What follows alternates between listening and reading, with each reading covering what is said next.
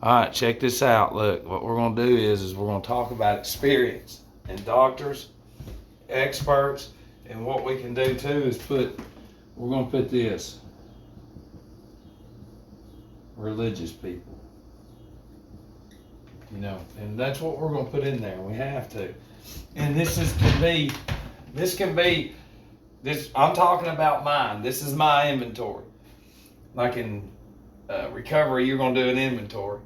So I'm going to look at my experience, you know, and it's not going to be necessarily in order. But at one point in time, I had went to a place called Victory Home. You can Google that. And it's in Tallulah Falls, Georgia. It's a non-denominational Christian program.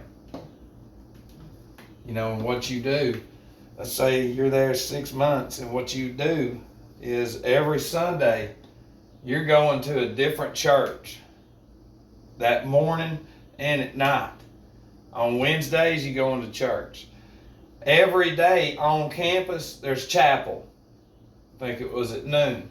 And there would be different pastors even driving hours coming in to Victory Home to give a sermon to a group of addicts and alcoholics. You know, because it's a Christian non-denominational recovery center, and there was no TV. No TV. You know, the phone was your phone use was controlled. You know, because we got there, either you got in trouble with the law or you're trying to get sober. You know, but the whole thing is the experience just from that alone.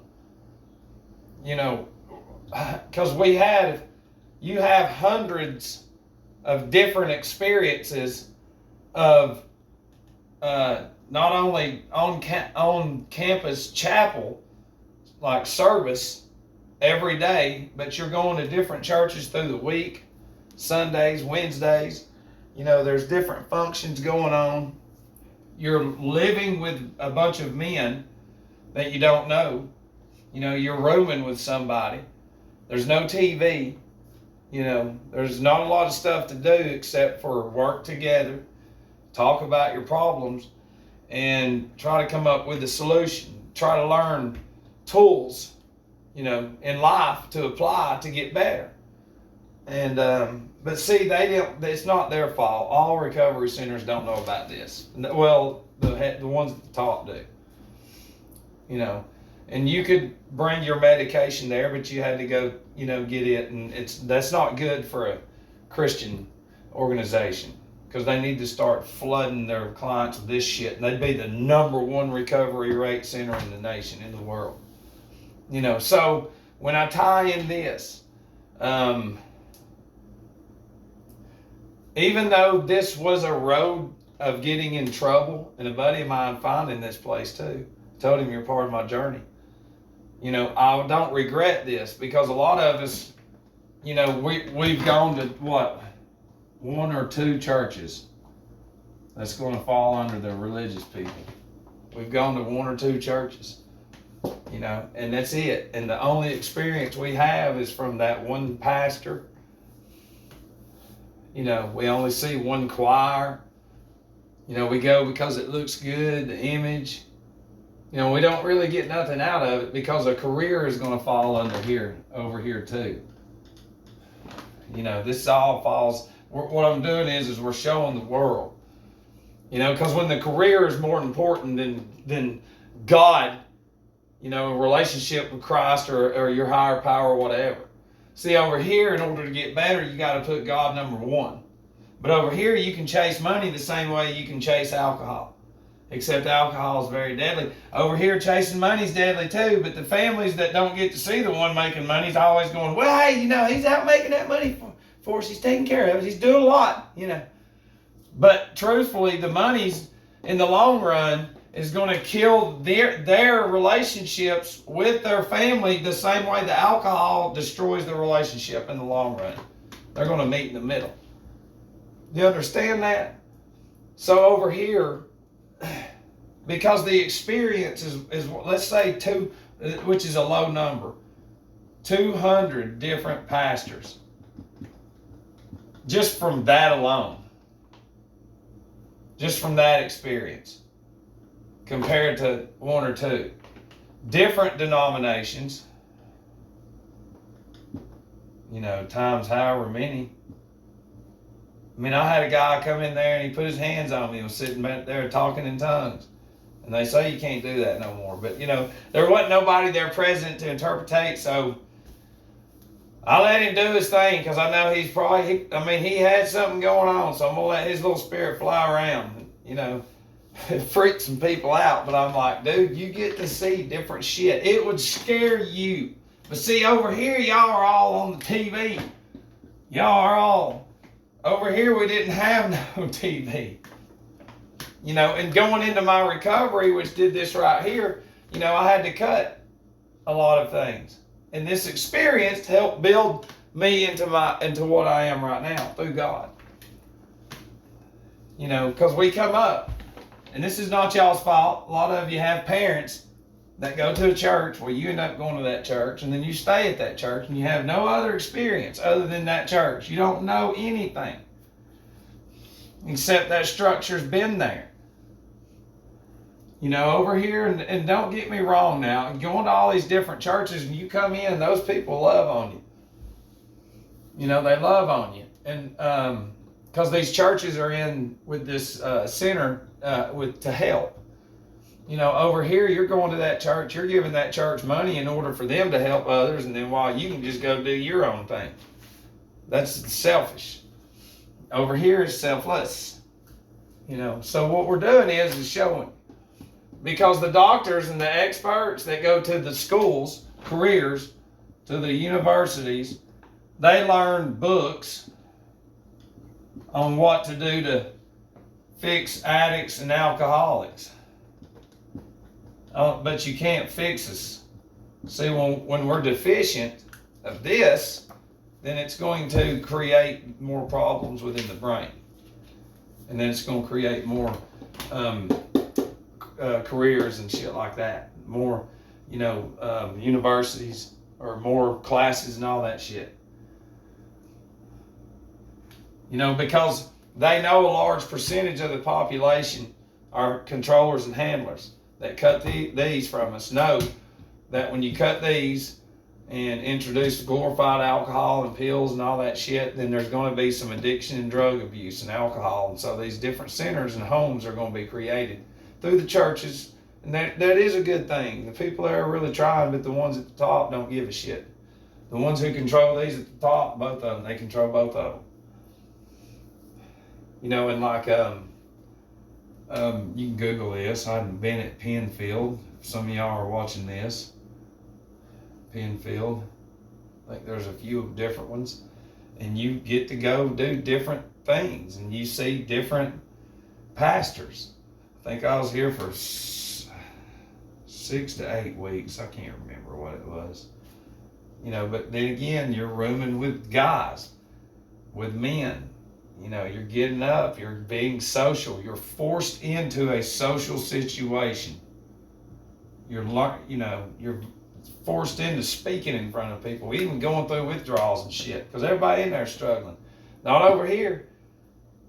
Over here, you people with money, they just call the doctor and then they get meds. And they never talk about their problems at all.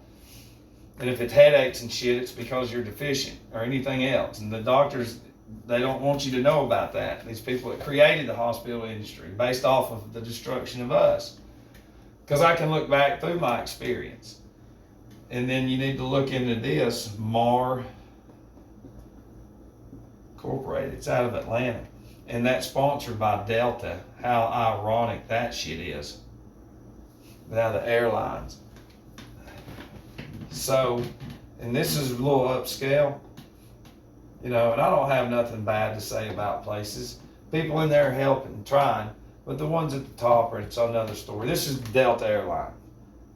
Okay? Sort of like how the Corona beer, so they're just smashing the commercials. But I had a lot of experiences within here by meeting men with high dollar careers, heart surgeons and shit, people that flew planes in the Air Force and shit like that, and psychologists, yeah, in rehab, professional psychologists in rehabs. And the thing is one thing I had bad about this place is there's 2 different meetings. And I was always bitching, and they tell you I ain't bitching. I want the more people trying to get better, the better, the more we got a chance. And that's the thing. That's how I was in all of this. Just these 3 right here. These are just 3 of a lot of detoxes and psych wards and all this other shit. But looking back, when I look at the experience just through these 3 of cutting the TV, of learning study groups within here, of learning how to socialize, of learning how to spill my guts, of learning how to do life stories. We did life stories here. It was a little, the money's higher, so you're going to get, better therapy, and you will. So, I'm learning just from these 3, because I got to tie in boot camp, working out with Steve and Muay Thai and all this other shit, but we're just talking about this for right now. So because here, you've got to go to church, even though you're living in an apartment with men and stuff, you get to know each other and your little team, but you have to go to spiritual, is what they call it, and find a church and go, and a lot of people just go because they have to, but it's something you have to do. Over here, you ain't got to do it. Over here, so what, we got ourselves there. Good. It's a good thing you get in trouble, because then you fucking learn, because all these people over here are just running through life the way that this government, deep state, wants them to go. Hey, y'all, and it's sick. It's gross. And the sad thing is to see these people right here look at people like me with experience, a very small fraction just right here, and say, he's crazy. And it's like, but he's making a good point. The experience, because this is the kind of experience that the professionals don't never get. You have people over here coming to these groups because they're building a career around addiction, and they are, because it's hard to trust a fucking addict and alcoholic. It is. So you're going to have people over here that ain't had the problems. So they're not going to understand what the people over here are going to be going through. But the books are going to tell them, even though it's a lie. Because when you cut this, cannabis and hemp and mineral salts, problems happen. But it also makes you depend more on a higher power over here. Over here, it's yourself. And that's what got us here, was ourself. Is your experience is how you're going to come out of this, of whatever it is that you're in. You can't be letting people just dictate, and that's just this right here. And then look, whenever I got busted in boot camp, whenever I got busted with 10 pounds of marijuana, they sent me to boot camp. And I was in there for some months. And there was no TV, no newspaper. It was all PT. It was all structured. It was all disciplined. It was 2 meals a day. So I have to thank these people that did this, that did that, and outlawed what saved my life, because it actually, this experience in here, another experience of no television and nothing at all, no books or nothing. We could have a Bible and that's it. And all we did was PT the shit all the time, work city jobs and pick up trash, but then come back and they PT'd the shit out of us, shaved our heads. Learned a lot of discipline and structure in this experience right here that nobody over there would have any idea about. And this was ran by Marines. Badass ex-Marines, this was. And if I didn't have, and you butt-ass naked in front of 50 men, 30 and under, in there in the shower, 5 minutes, 50 of you, dick the balls, taking a shower. In the head, you know what I'm saying? You gotta ask permission to go to the fucking bathroom, to the head, and put your ID right there on the window. Yeah. I mean, it's some real shit. Put your head up to the wall. Eat your face! That's what they say. And I got in good with some of them. Everywhere I went, I got in good with them. They'd always be like, why are you in here, man? And it's like, fuck, I quit everything else. I used to sell all kinds of shit. And I quit everything. And I was like, I'll just drink and that shit. And it's like, yeah, it gets him every time. You know, I went in 230, come out 180. Yeah, but I was big when I went in. And then they said, we're going to break you down, boy. But this experience, this black man helped pull out of me, my brother Mike. And I'm showing you an inventory of who I'm up against, because I have people in my circle of this caliber now that see this when they're like, I want to know some shit. And I lay it out in front of them. They're like, damn. And I'm like, but now you got to get honest and throw your shit out there. Some people don't want to know about their past. They don't want to know that, because it's a more of a spoiled, just cake through lifestyle, but never getting caught for it. Because see, like within my story, my father, grew up poor, and he'll tell you that. And see, and I tell people when I speak, my father tried to give me what he never had. And seeing a lot of times that hurts, but it's neither anyone's fault. Shit happens, but we have to identify what happened. And our country wants a lot of people to be spoiled and fucking don't know shit. That way when the shit hits the fan, they panic and, you know, all hell breaks loose, chaos. Because we're never taught to take care of ourselves. Over here, this is the basis for it. This is the Jesuit shit. This is Jesuit shit. Maritime Admiralty Law. MK Ultra Mind Control, truthfully. It's what it is. But, I mean, we get to come out of it. But I can apply what they taught me to my daily life to get this and this. Especially, you know, to structure yourself, because you're given snacks here, fast food and all that shit. Well, here, I mean, they teach you. If you get in trouble, y'all gotta stand up and eat by the fucking numbers. It's like 10, 9, 5, 1, you done eating. Whatever you can get in your mouth in 2 seconds. That's it for 12 hours. You learn how to tell motherfuckers, look, quit fucking up. I'll never forget it. You know, because there's there's hardly any brown people in there. A little more blacks than whites. And there were some fights and shit. I mean, hell, some of y'all been in some shit. You get in fights. You know, because I mean, fuck, everybody's popping off, but eventually, you know, it comes through and you start working with each other. You know, and then you talk about it and you're like, man, I'm sorry I fucking jumped on you. You know, and then that's what men do. Not over here. No. What can we do to pacify? Fuck no, this over here, man. Like, on my experience, I'm telling you, it's so structured. That's why it's foreign to people. It's Jesuit shit. They're like, oh, nobody wants to go that fast. And it's like the people that created all this do. You know. And that's my experience right now. I'll go into part 2, you know, because you have to look at what you've gone through.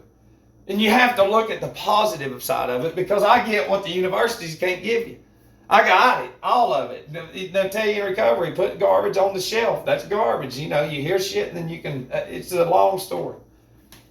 But I wanted to share that because this is serious shit, man. It's serious. Most people don't have an experience. And I don't regret being an alcoholic.